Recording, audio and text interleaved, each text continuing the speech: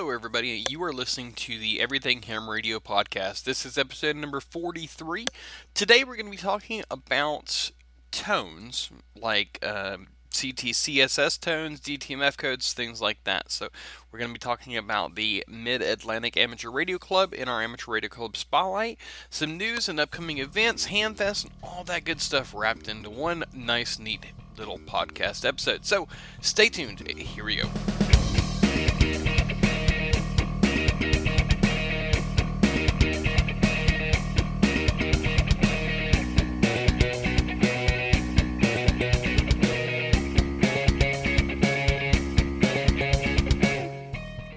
Hey everybody, welcome back to the Everything Ham Radio podcast. This is episode number 43. This podcast is released every Thursday morning. You can find all the links that we're going to be talking about, as well as some additional information about this episode in the show notes at everythingham.radio.com/podcast/43. That's number 43. You can find me on Facebook at facebook.com/everythinghamradio, on YouTube at youtube.com/everythinghamradio, and on Twitter at K5CLM. So, today, like I said, we're going to be talking about tones, and we're going to be talking about things like CTCSS, which stands for Continuous... my mind just went blank here. Continuous Tone-Coded Squelch System.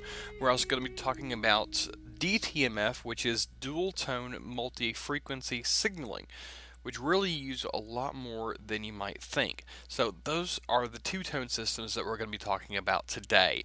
So I guess let's go ahead and get started, shall we? So first off, we're going to be talking about CTCSS. That stands for... Just drop my phone here. Again, that stands for Continuous Tone-Coded Squelch System, CTCSS. And this is the one thing that you use every day, but at least if you talk on the radio, you probably use this every day, but you really don't know that you're using it, so to speak, okay? CTCSS is what a lot of times people call a PL tone on your radio. That's the tone that most repeaters require to access. So basically what it is it's a sub-audible tone, and it ranges everywhere from 67 hertz all the way up to 203.5 hertz. So pretty big range, but it's still all pretty well sub-audible. I think the very bottom range of human hearing is like 220 hertz, if I'm not mistaken, somewhere around there. So it's pretty much all sub-audible, and that's really kind of what they're called too, sub-audible tones. And basically what this is that the repeater, if it has one of these tones on it, if it doesn't receive this tone mixed in with your signal, it won't open the transmitter to retransmit what you're saying. This also allows for repeaters to keep from interfering with each other. Like here where I live, we have our local repeater, which is on 145.490 megahertz, and it is in Cleburne, Texas. Well, there's a repeater that is in Palestine, which is about, I want to say like maybe 80 miles or so as the crow flies. And if both the repeaters didn't have a tone on them, they would interfere with each other. And it used to happen quite often because the local repeater here has always had a tone on it, but the Palestine repeater, it didn't. It didn't have a receive tone or a transmit tone, one of the two. I don't remember which off the top of my head, but it would interfere with us quite often, especially like in the mornings and in the afternoon. And if you remember what I was saying last episode when we talked about propagation, and actually I don't think I mentioned this, but a lot of times with 2 meters and 6 meters especially, the best time to get the, I believe it was the sporadic E bounce, or the best time for propagation is like early morning or late afternoon, right when like the sun comes up and the layers of the atmosphere change and stuff like that. So a lot of times in the morning and in the evening, right as the sun was going down, we'd hear the repeater in Palestine just like it was our repeater. And we could hit that repeater just like we were hitting our repeater. So you'd key up to talk to somebody, and when you'd unkey, you'd hear the courtesy tone of two different repeaters coming back to you. So that made it kind of a pain. Eventually the both repeaters now have a tone on them, and they don't interfere with each other as much. So that makes it really nice, especially in things like storms or something like that. But we also have another repeater on the same frequency that is in Gainesville, I believe, which is a little like 120 miles or so north of us. So we don't really interfere with that. But when we do have storms coming in, the National Weather Service that serves our county also serves their county. So if we have something going on and they have something going on, the National Weather Service has a hard time because it's two repeaters on the same frequency, so they pretty much hear both. But anyways, back to what I was saying with CTCSS, it basically allows you to filter out stuff that you don't want to hear. Basically, when I first got my license, there was like 5 or 6 of us that got together and we got on a simplex channel. We lived close enough where we could do it on our handhelds and stuff, and we'd talk rather than tying up the repeater. Well, we could have done the CTCSS, or we ended up doing Dtmf, and I'll explain a little bit more about that here in just a minute. But with CTCSS, you could turn that on, and if everybody's radio had encode and decode, when you're talking, um, if you didn't have the tone on, you'd be able to hear just fine. But if you didn't want to hear somebody talking, you could turn on that CTCSS and you wouldn't hear them, I think. Yeah. So if you turn it on and you didn't want to hear it and they didn't have that tone built in, you wouldn't hear them. So it made it really nice, especially at night, or something like that, where if you didn't want to hear it, you'd turn that on and you wouldn't hear it. Unless it was, somebody that you wanted to talk to, and then they had the tone built in, and you were golden. So, but anyways, so how do you know if your radio has a tone on it or not? Well, most radios nowadays have tone built in, and from what I've seen, pretty much most of them have encode and decode as well. It used to not always be the case. My very first radio had it had encode, but it didn't have decode. And I had my first mobile unit. It didn't have tone at all. I actually had to buy a separate tone board to put in it before it would use the tone. It didn't come with it, so I had to go and get that extra thing. Well, it was all fine and dandy. It was just a little extra money, and I got it. But anyways, so when you're programming your frequencies in your radio, a lot of times there is like a tone button on your radio. If it's like a handheld, it'll be like a tone button, um, or maybe like a CT button or something like that. And it'll have different letters sometimes on whether or not you have the encode and decode both turned on, whether you just have one of them turned on or whatnot.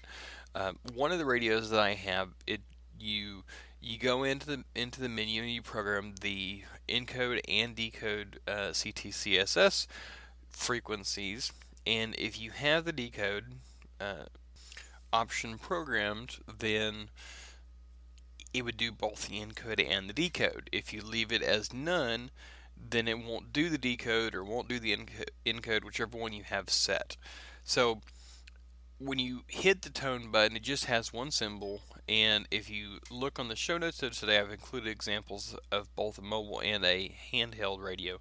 And on the handheld radio, if you look towards the top, right above the 6 on the top frequency, you'll see a little symbol that says CT. That means code tone. Basically, that's your CTCSS thing. That tells you that you have a PL tone set for this repeater. And mind you, these pictures are not my radios. I don't know where these frequencies are or whatever. I don't even remember where I got these pictures from. This is actually from a older blog post that I did a couple years back. So on my mobile radio, I have a Kenwood TM733 radio, and it has, rather than having a menu system to do it, well, it actually does have a menu system as well, but not as elaborate because it's an older radio. But anyways, it has, you press the tone button once and it just pops up with a little T like you'll see in the picture. You press it again and it'll change to T squelch, TSQL or T-SQL. And that is when you have the encode and the decode turned on, is when it has the T squelch. The other one, just the tone, is just the encode. So T squelch has decode in it, just the T has just the encode. This little radio is awesome. I actually have two of them. I've had them for like 20 years or so. So these things are like really, really nice radios. I love them. This is probably one of my favorite radios. But anyways, it that's how you determine whether you have your tone turned on or not. So learn that function. That's probably one of the most commonly used functions that you're going to have in your ham radio life. Okay, so yeah. So let's talk about the tones themselves. I mentioned a little earlier how you have the tones go from 67 hertz all the way up to 203.5 hertz. Well, with amateur radio, there's like 32 tones that you actually use, and they go from like, I think they have like a 3 or so hertz. The first one is 67, second one is 71.9, the next one's 74.4. I don't know what the pattern is off the top of my head. Like 3 hertz or so, basically, I think is what it is. But anyways, if you have heard anything about frequencies, or you know anything about frequencies, or you've looked at my blog post that I did, and I will have a link to that as well. So anyways, the way that radio frequencies work, just kind of a broad explanation of it, is you have your sine wave, especially with your analog. There is different in digital, but with analog you have your regular sine wave. It goes up on one side, then down, and back up. And the lower the frequency, the longer it takes for that complete sine wave to make the frequency to travel. So if your repeater has a tone of 67 hertz, it's going to take longer to activate than one that has a 203.5 tone. Now, granted, it might just be a split second, but there is a difference. And when it comes to repeaters, every little bit helps. I think, because when you're using repeaters, you can't just key up and start talking, right? When you key up on your radio, you key up your transmitter keys. The signal is transmitted. The repeater receives it on the antenna. It has to travel all the way down the coax, through the duplexers, through the receiver. It has to check and see if that subaudible tone was in there, that CTCSS tone. If it does, then it keys the transmitter. The transmitter retransmits what you're doing. It travels way back up the coax, back to the antenna, and back out. So all this takes time. And granted, all this travels at the speed of light because that's the way that radio frequencies work. So it goes really fast, but the mechanics of the repeater, or the electronics of the repeater, do take time to activate. So just remember that when you're keying up repeaters. So with a lower tone, it's going to take a little bit longer, and it could be even noticeably longer between a 67 hertz and a 203.5 hertz PL tone. So I know a lot of, my local repeater here, or one of the local repeaters here, uses an 88.5 tone, which is on the lower end. But most of the repeaters in the area use like a 110.9 or 123. I think there's a couple of them that use like a 131.8. So I think a lot maybe go more towards the high side of the tones. it does activate faster, it does receive faster.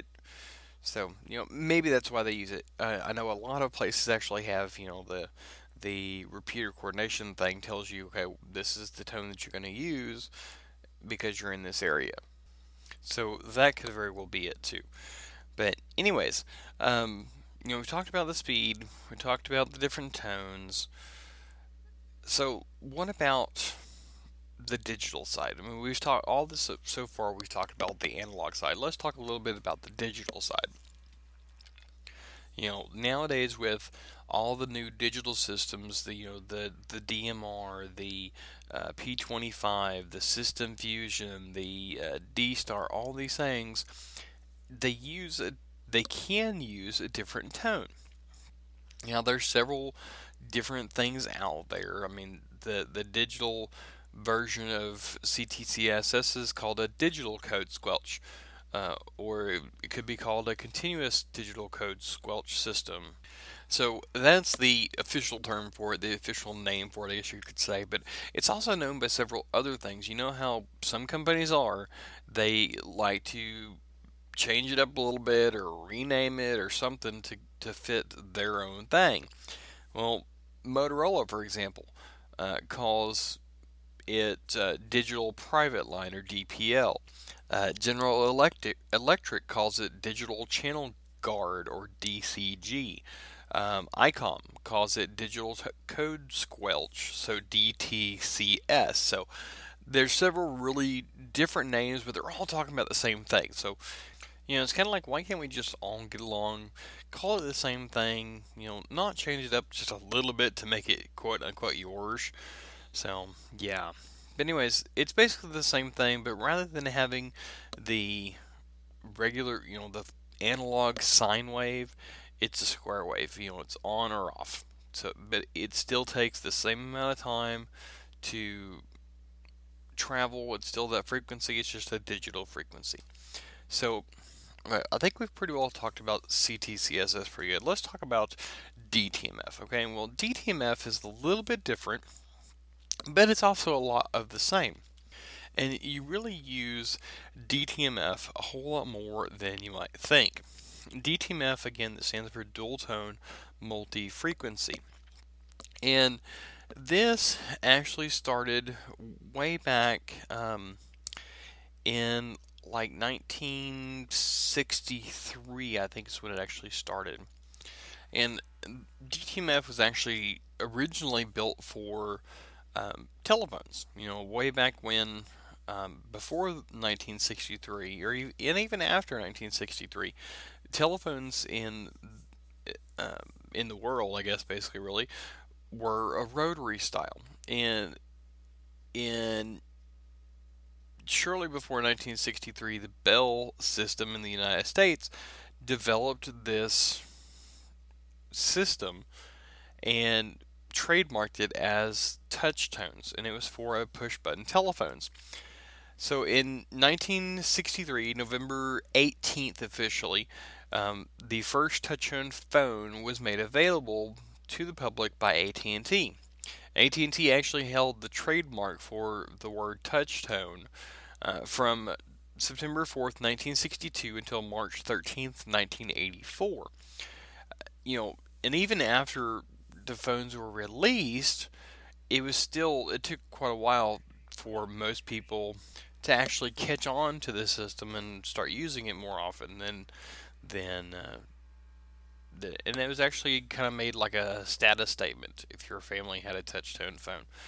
So anyways, they came out and people started to expand a little bit on the touch tones or the DTMF codes, because basically these are like two tones. Okay, if you look at the word of what actually DTMF stands for, the dual tone multi-frequency, there's actually two separate tones that happen when you press the button, and each of them are different. So yeah, that's what it is.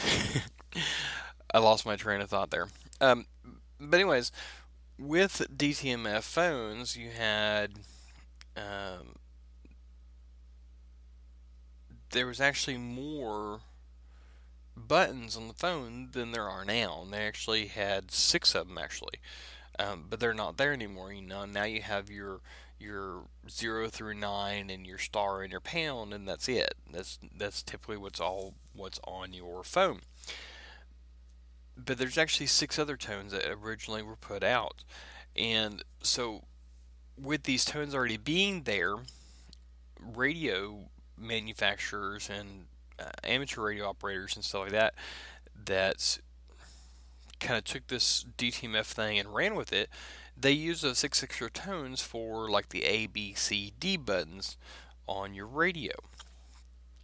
So this actually allowed uh, people to use it for something other than touch tones, and by that I'm saying like um, like your code box or whatever to get in a door at your work, or the gate at your house or something like that. So okay, so enough about telephones. Let's talk about the amateur radio side of things. Okay, with DTMF, there's several things that you can actually do with it. You can there's some repeaters that have like an auto patch on it. You can use that to make a phone call. You press your PTT button on your radio, you hit a certain code combination and dial your number. Some of them have where you can enter a code and it'll tell you the temperature and wind speed, or play an announcement or something like that for club meeting or something like that. The controllers of the radios actually have different things that you can program to do when a certain code combination comes in. When I first got started in amateur radio, my father bought a repeater, and at the time it was a GE repeater. And for whatever reason, we actually ended up reprogramming that repeater probably a dozen times over 10 years. I mean, one time the controller went bad, or actually a couple times the controller went bad. We had a lightning strike. We had several things, and this controller that we used. I mean, yeah, it was a nice controller, but everything that was programmed with it was done via touchtone. It wasn't like the repeaters of today where it had the little touch screen and you go through the menu and you do it. No, everything was done over the air. So every time this would happen, we'd have to go and we'd sit at the repeater site and we'd go through the list of all the stuff that we had to program and punch in the codes and wait for it to accept, send the accept beep back, and we go through that. And it wasn't too bad. And after the first couple times or whatever, it was like, okay, I do this code, this code, this code, this code, this code, and it took me like 5 minutes to reprogram the entire repeater.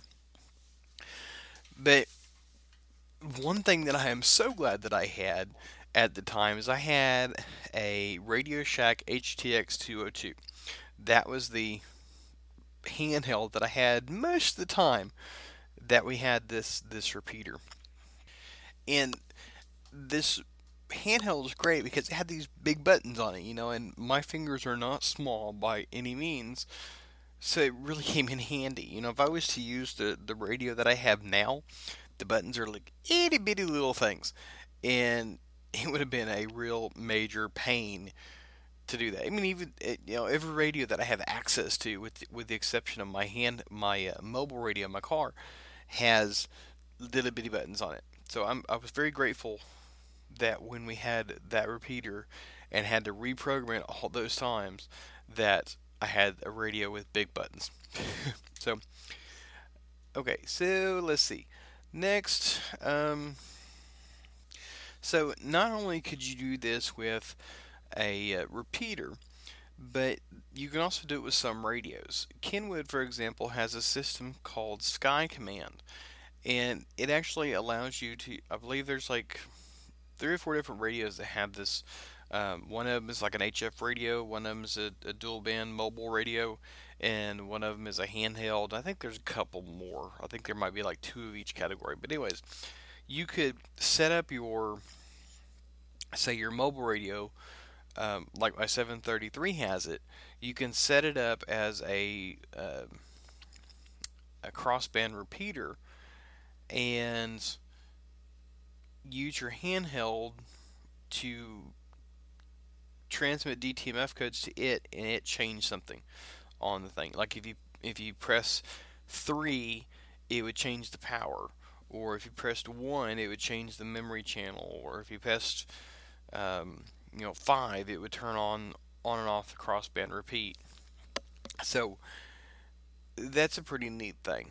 The only drawback to it though was is that unless you had a voice module that you bought extra, it you didn't know where it was.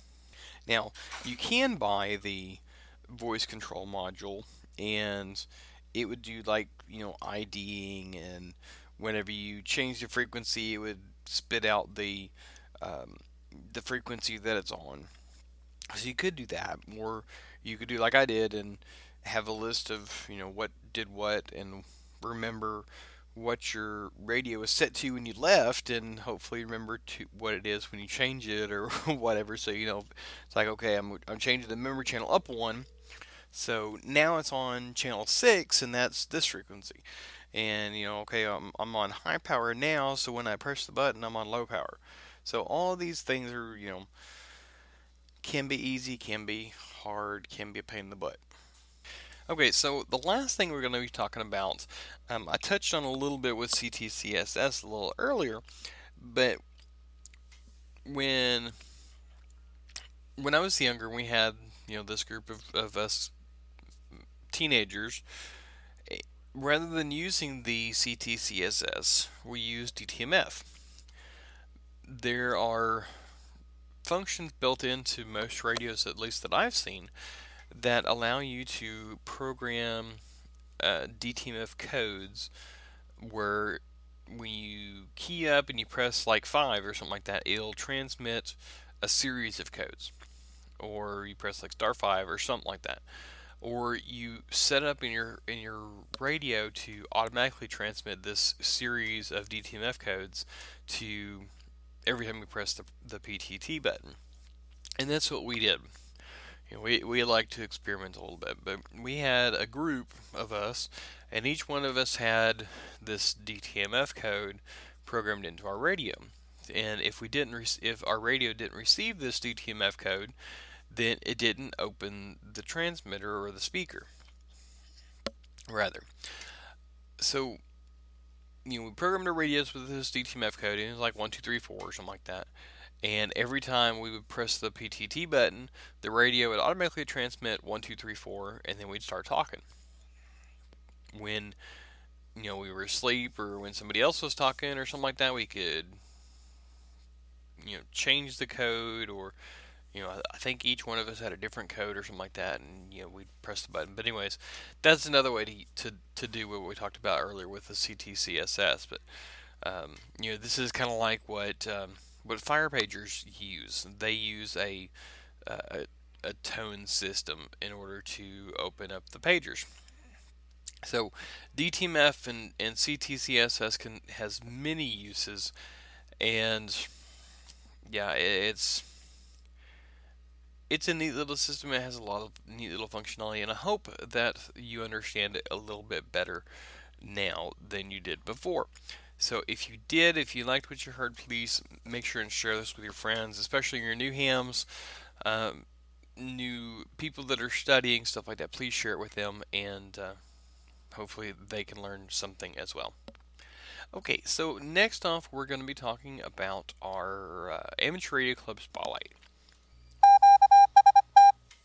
So, for our Amateur Radio Club Spotlight for this episode, we're talking about the Mid-Atlantic Amateur Radio Club. You can find their website at www.marc-radio.org. Again, that's www.marc-radio.org. And you can find the links in the show notes of today's episode to this as well as every other link we've talked about. They have their meetings on the fourth Tuesday at 7 p.m. at the Newtown Public Library Community Room at 201 Bishop Hollow Road in Newtown Square, Pennsylvania. They actually have several repeaters. They have 7 of them to be exact. They have 3 2-meter repeaters, 2 220 repeaters, and 2 440 repeaters. And they actually have one of the 220 repeaters is a standalone system, and that's the 224.42 repeater, and it has a 131.8 tone. It's located on the Bryn Mawr Hospital. And then there's one system that is the 145.13 with a 131. Actually, all these have 131.8 tone, so I'm not going to say that for everyone. Anyways, the 145.13 negative offset, it's on the Paoli Hospital, and it is linked to the 147.060 repeater, and it's located in Newtown Square. They are also linked to the 445.675 repeater, and it's on the Paoli Hospital, and it's, like I said, all 3 of these repeaters are linked. The neat thing about this these repeater systems that they have, the 145.13 and the 147.060, they have shaped antennas. Okay, one of them goes and covers like half of the county, and the other one covers the other half of the county, or something like that. So they get twice the coverage because of the way their shaped antennas are, I guess. So it's really neat. It really impressed me, I guess you could say. The other thing that they have, all 3 of these repeaters are on the Marcy Fitzgerald Hospital in Darby, and they're all 3 linked. They have a 147.360 repeater. They have a 224.5 repeater and a 444.050 repeater. All 3 of those are on the Mercy Fitzgerald Hospital. All 3 of them are linked. So I guess it's just kind of a way to interlink everybody, so to speak. Okay, their nets are on Wednesdays at 8:30 p.m. and it's on their, I guess, their main system. You can go on the 145.13, the 147.060, the 445.675 repeater to check in. They are a pretty active club. They, of course, do field day like most ham radio clubs do. They have the MARC Hamfest, which next year is on July 8th. They are active in Boy Scouts. They actually made a commitment to the local Boy Scout club to assist in the Jamboree on the Air, which was a couple weeks ago. They help with, there's 2 members of the club that are like instrumental in this, or that have taken point on this, and I believe it said last year these 2 Elmers got the radio merit badge for like 10 Boy Scouts or something like that. So that's pretty cool. Great seeing a club getting involved with the youth programs. They have a Christmas program. They have an Elmer program. They do testing. They have a what they call a breakfast eyeball QSO, and they do that every second Saturday at 9 a.m. At the Country Squire in Bryn, Pennsylvania. They do the Penn Wayne 5K run, the 5-mile Radnor run, Vietnam Veterans run. So this seems like a really active club. They have very active Elmering. So yeah, if you are in the Newtown Square, Pennsylvania area, anytime around the 4th Tuesday or Wednesday evening, make sure and check them out. Check in on their nets, go to their meetings, tell them I sent you, tell them you heard it from Everything Ham Radio. So yeah, that's about it for this club. Let's go ahead and head on to our upcoming events. And on the 11th, from 1:45 to 2:15 100 hours is the NCCC RTTY sprint. From 2:30 to 300 hours is going to be the NCCC sprint. On November the 12th, from 0000 hours to the 13th at 23:59 hours, is the WAE-DX contest for RTTY. Also on the 12th, from 001 to 23:59 on the 13th, is the 1010 International Fall Contest on digital. From 700 hours on the 12th to 1300 hours on the 13th is the JIDX phone contest. From 1200 hours on the 12th to 2400 hours on the 13th is the SKCC Weekend Sprintathon. From 1200 hours on the 12th to 1200 hours on the 13th is the OK/OM-DX contest for CW. From 1400 hours on the 12th to 200 hours on the 13th is the Kentucky QSO Party. Next up, we have the CQ-WE contest. It's going to be like a 2-day event or so. It starts on the 12th of November from 1900 to 2300 hours on CW and digital. On phone on the 13th from 100 to 500, and from 1900 to 2300. And then it goes back to CW and digital on the 14th from 100 to 500 hours. On the 16th from 230 to 300 hours is the phone fray. And last but not least, on November the 16th from 1300 to 1400, and from 1900 to 2000 hours, and then follow on the 17th from 300 to 400 hours will be the CW Ops Mini CWT test. Alright, next up, on the 17th from 130 to 300 to 330 hours, we have the NAQCC CW Sprint. On the 18th from 145 to 215, we have the NCCC RTTY Sprint. Also on the 18th from 230 to 300 hours is the NCCC Sprint. On the 18th from 1600 to 2200 hours, we have the YO International PSK 31 contest. On the 19th, starting at 0000 hours, running to November the 20th at 23:59, is the ARRL EME contest. On the 19th, from 1000 hours to 1000 hours on the 20th, is the SARL Field Day contest. From 1200 hours on the 19th to 1200 hours on the 20th, we have the LZDX contest.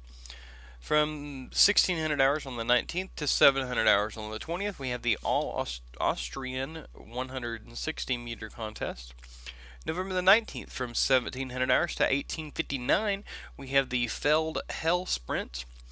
On the 19th, from 1900 hours to 2300 hours, we have the RSGB second 1.8 MHz contest on CW. On the 19th, from 2100 hours to 300 hours on the 21st, is the ARRL Sweepstakes contest on single sideband. November the 20th, from 1300 hours to 1500 hours on 40 meters, and from 1500 hours to 1700 hours on 80 meters, is the Homebrew and Old Time Equipment Party. On the 21st, from 200 hours to 400 hours, is the Run for the Bacon QRP contest. On the 23rd, from 0 hours to 200 hours, is the SKCC Sprint. From 230 to 300 hours on the 23rd is the Phone Fray. And last but not least, on the 23rd, from 1300 to 1400, from 1900 to 2000, and on the 24th, from 300 to 400, is the CW Ops Mini CWT test. Alright, so that wraps up the contest and events for the next 2 weeks. There is quite a few of them out there, so all y'all contesters out there should have plenty of stuff to do. So let's go ahead and move on to our upcoming Hamfests for the next 2 weeks. And there's not a whole lot of those, and I really suspect that the Hamfests will probably start to dwindle as we get closer to Thanksgiving and Christmas. So, and there's only like I want to say like 10 or so in the next 2 weeks. So anyways, let's go ahead and get started on those, shall we? Yeah, on the 11th, we have the Jackson County ARA Hamfest in Ocean Springs, Mississippi. On the 12th, we have the Big Island of Hawaii International Swap Meet and Hamfest in Kamalua, Hawaii. The Flamingo Net University of Miami ARC Free Flea in Coral Gables, Florida. The GSARC Beach Fest 2016 in Conway, South Carolina. Indiana State Convention, Fort Wayne Hamfest and Computer Expo in Fort Wayne, Indiana. New Orleans Ham Radio and Computer Flea Market in Harahan, Louisiana. Probably mispronounced that name. And then we have the Oro Valley ARC Hamfest in Marana, Arizona. The Raytown ARC Hamfest in Kansas City, Missouri. And the SPARC let me try that again. The SPARC Fest 2016 in Pinellas Park, Florida. Some of these town names, y'all, I have a real hard time pronouncing. On the 19th, we have the Alabama State Convention, MARC Hamfest 2016 in Montgomery, Alabama. The Cy Harris Memorial Free Flea in Oakland Park, Florida. The Upper Pinellas ARC Hamfest in Palm Harbor, Florida. And on the 20th, we have the JARS Fest 2016 in Benson, North Carolina. Alrighty, so that is all the Hamfest for the upcoming 2 weeks, and there was 13 of them, not 10, so my bad.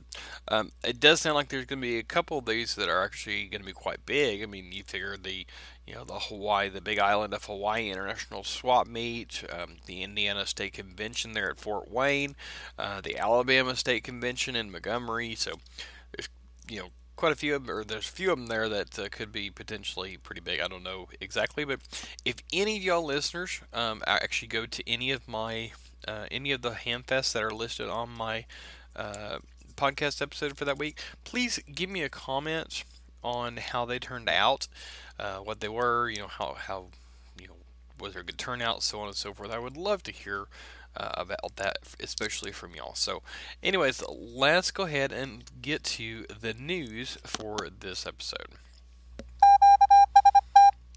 Alright, so the first part of our news, the first bit of news we have is not a very good one. And it seems like here recently, this has been more and more, and it's really sad.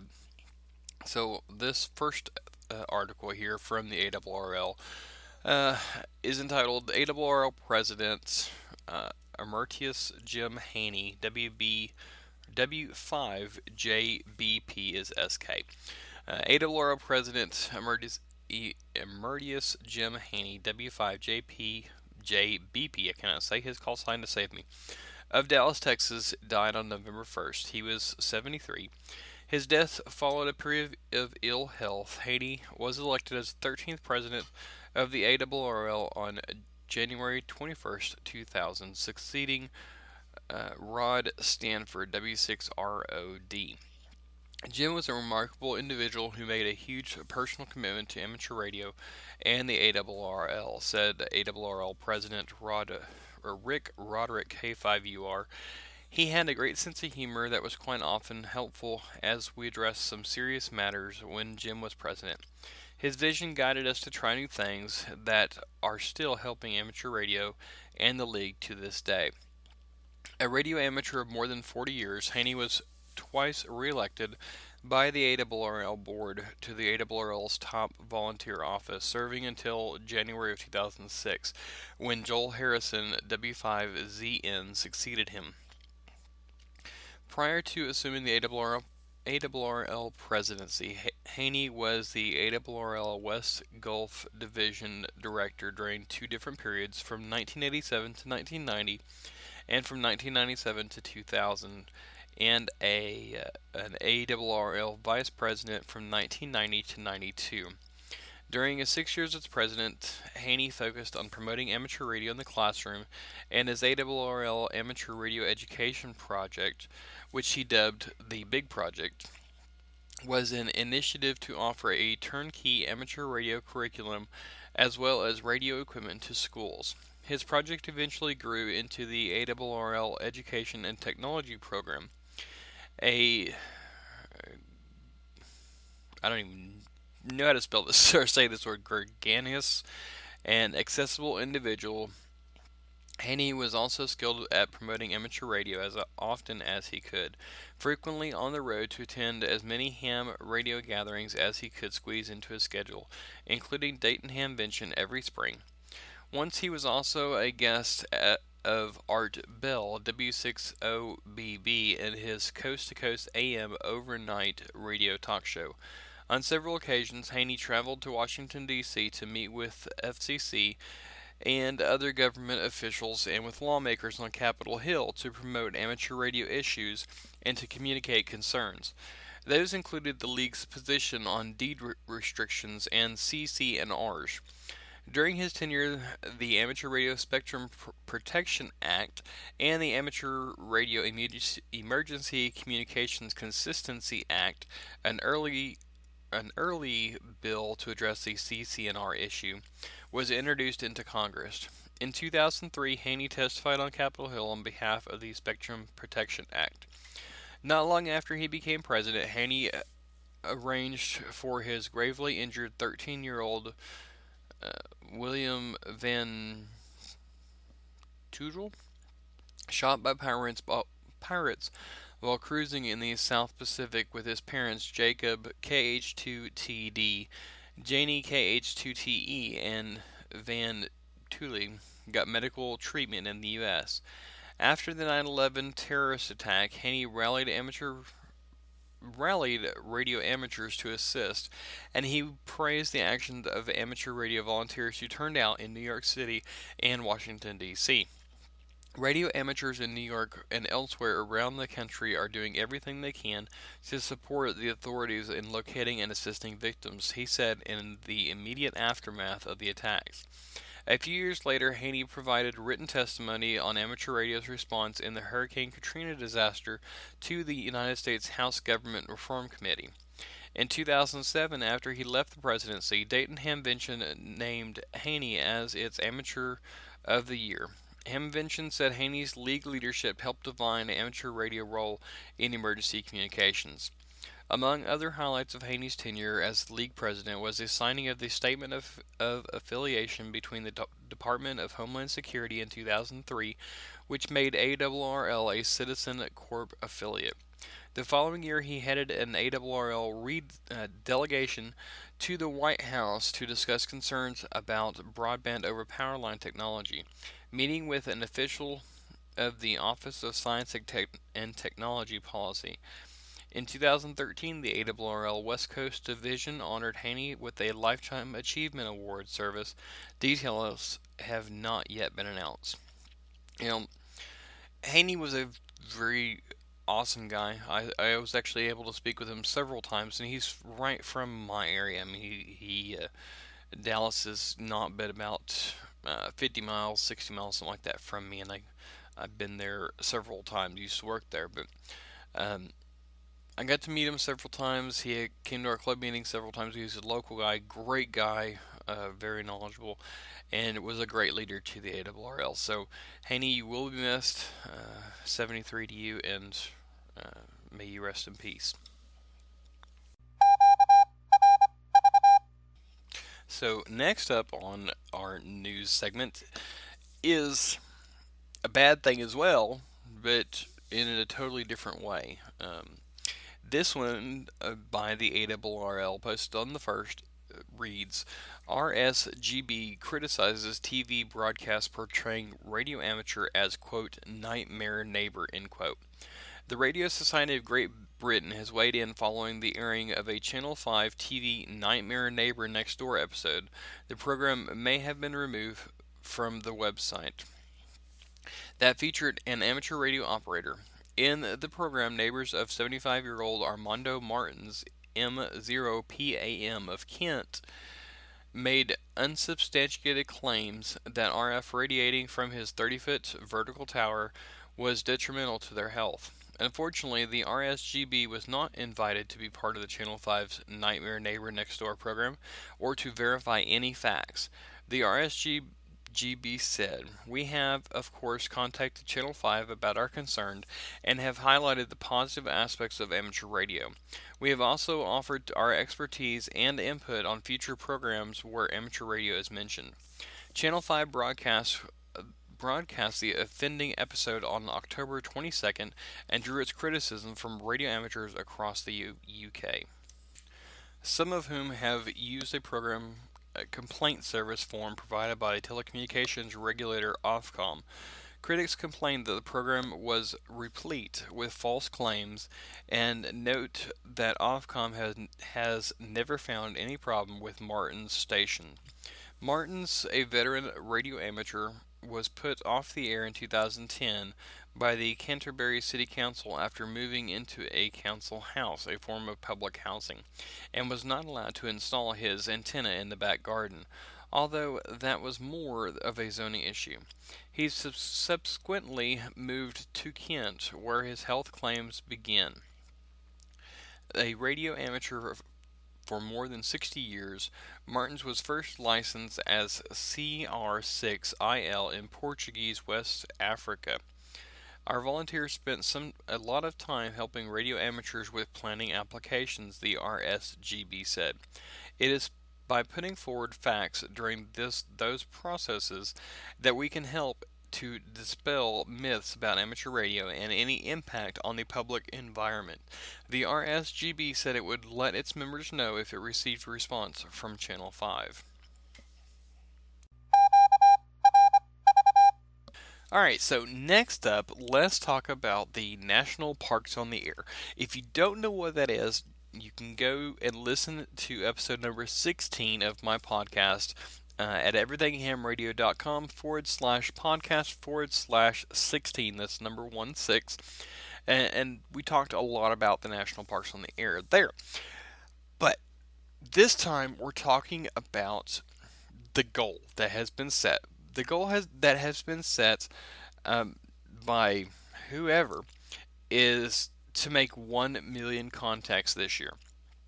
Now, you may think that might be a little impossible, but guess what, guys?